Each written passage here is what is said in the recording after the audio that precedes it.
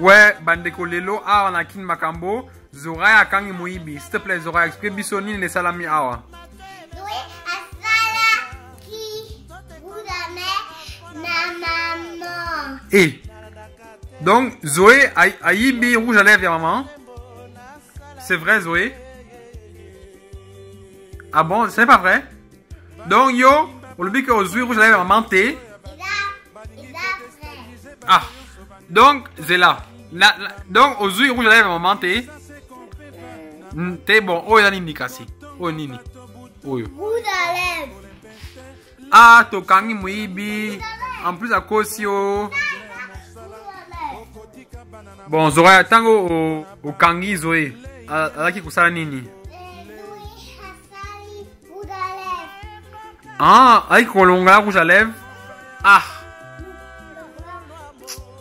Donc, au tchèque rouge à lèvres maman. Zoé, après au longi nango. Pour la maman, à mon nango te. Bon, on peut ça y casser, peut ça à longo là. Sinon, on peut sonner trop. Zoraya, c'est quoi tu ça nini na Zoé? Hein? Kusala nini na Zoé? Comme ça, yaya. Il faut passer à la punition. Ah, on peut bien au matoi.